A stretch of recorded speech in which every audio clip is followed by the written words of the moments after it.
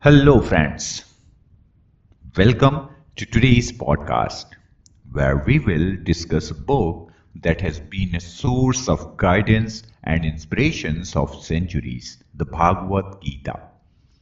This sacred text has touched millions of hearts, not just in India, but across the world, with its profound and external principles. Today, we will summarize the Bhagavad Gita in a concise yet impactful manner.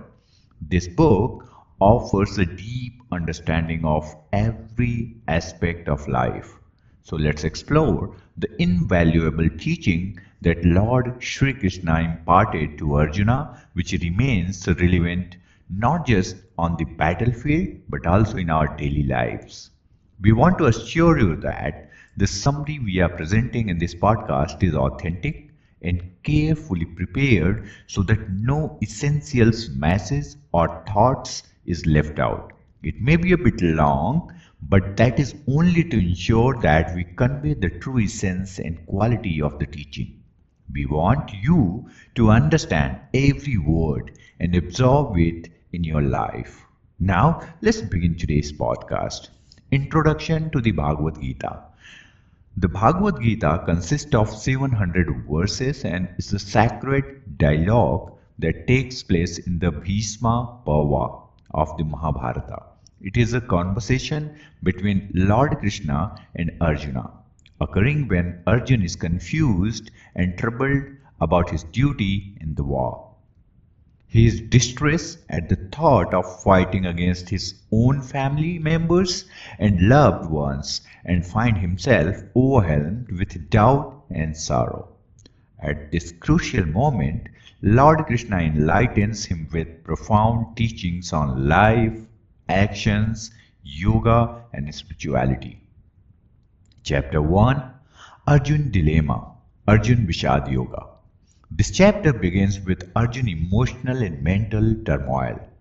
Standing on the battlefield, he sees his relatives, teachers, and friends as opponents, making him hesitant to fight.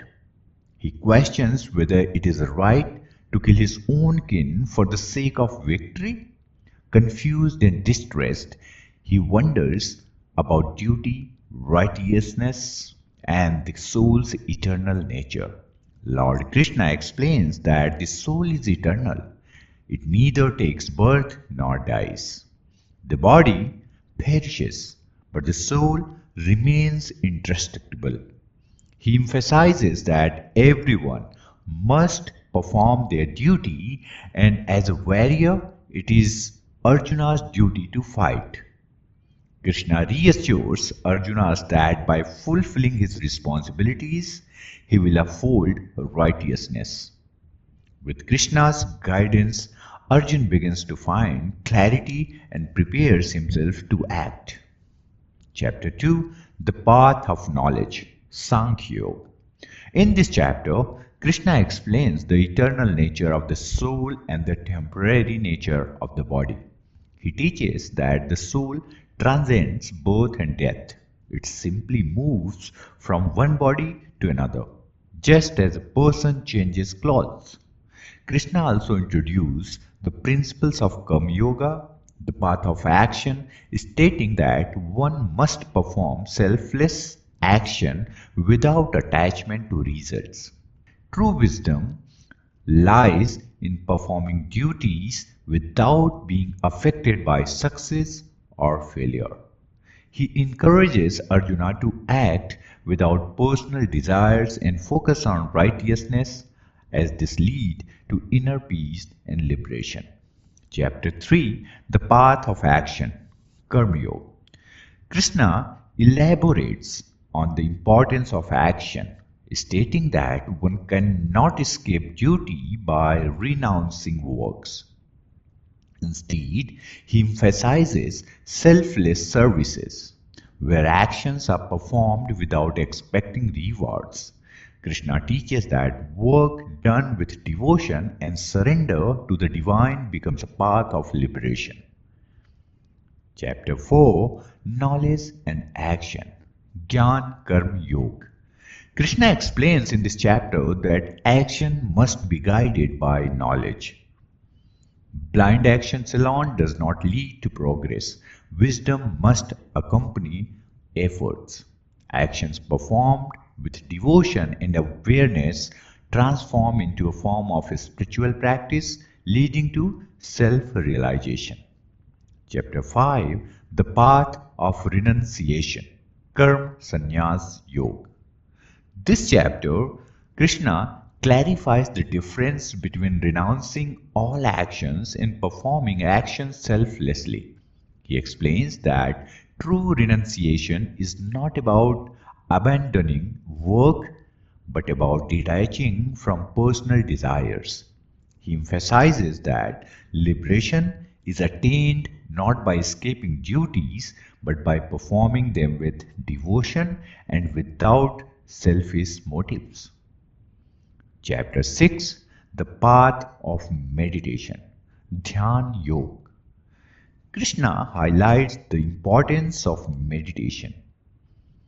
Krishna says that in attaining inner peace and spiritual growth, through meditation, the mind becomes stable and free from distractions.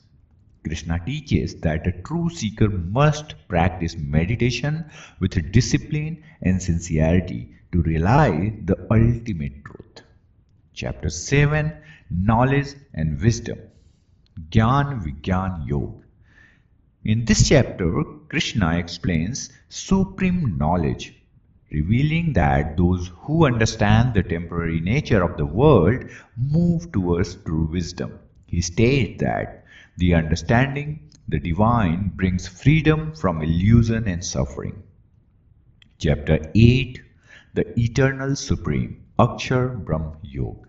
In this chapter, Krishna explains the concept of Akshar Brahm, the eternal, undestructible reality. He teaches that everything in this world is temporary, but the soul and the supreme divine are eternal. He emphasizes that one who remembers God at the moment of death transcends the cycle of birth and death and attain liberation, yani moksha. Krishna further reveals that devotion and surrender to the divine ensures freedom from worldly illusion. By constantly meditating on God, one can rise above material desires and attain the highest spiritual state. Chapter 9, The Royal Knowledge and the Royal Secret, Raj Vidya, Raj Guh Yoga. Raj Vidya, Raj Guhya Yoga. Krishna declares that the path of devotion, yani bhakti, is the highest and easiest way to attain. Krishna declares that the path of devotion is the highest and easiest way to attain God. He explains that devotion surpasses intellectual knowledge and asceticism because it is the most direct connection to the divine.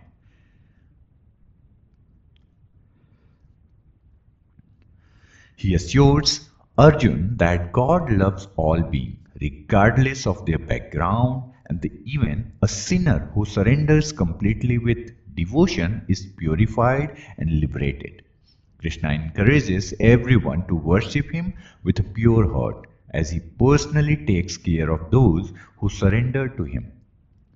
Chapter 10, Divine Glories, Vibhuti Yoga. Krishna reveals his divine manifestation present throughout the universe. He explains that everything great, powerful, and extraordinary is an expression of his divine presence. He describes how his power exists in the sun, the moon, and the stars. He describes his power exists in the wisdom of the sages, the strength of warriors, the beauty of nature. Also, his power exists in the truth and righteousness in the world. By recognizing God's presence in everything, one develops deep faith and unwavering devotion. Chapter 11, The Universal Form, Vishwarup Darshan Yoga. In this chapter, Krishna grants Arjuna a divine vision to see his universal form, a vast, infinite, and awe-inspiring cosmic presence that embodies the entire creation. Arjuna witnessed infinite faces, arms, and divine forms, countless gods, celestial beings, and the entire universe inside Krishna. The cycle of birth and destruction happening simultaneously. Overwhelmed and terrified by this divine vision, Arjuna realizes Krishna's supreme power and surrenders completely, acknowledging him as the eternal God for all world. Krishna reassures Arjuna that his true loving form can be realized through pure devotion, bhakti. Chapter 12, the smallest verses in this chapter, the path of devotion, Bhakti Yoga. Krishna emphasizes devotion as the simplest and most effective way to attain liberation.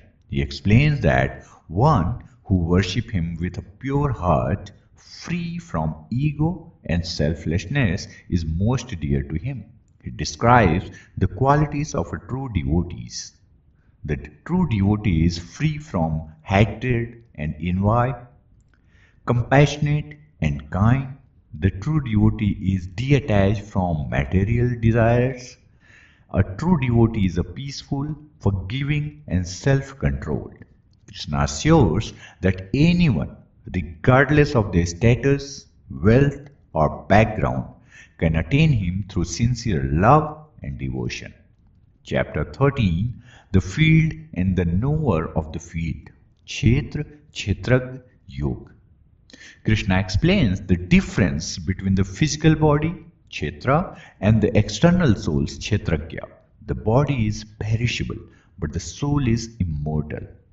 He teaches that true wisdom lies in understanding these distinctions. One must not be attached to the physical body and worldly pleasure, but should instead seek knowledge of the soul's eternal nature. Krishna further describes that realizing the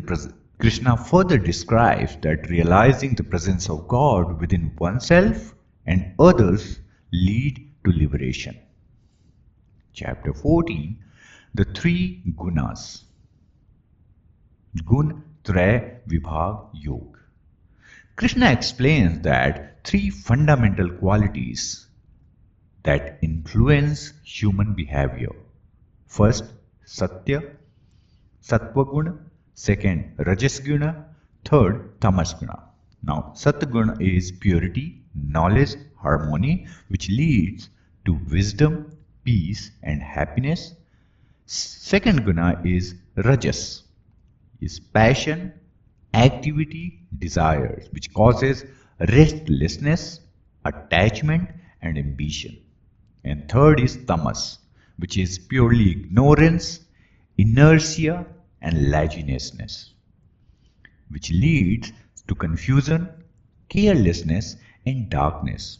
He teaches that one must rise above three gunas through self-awareness and devotion to attain liberation. A person who transcends the three gunas achieves eternal peace and union with the divine. Chapter 15, the Supreme Person, Purushottama Yoga.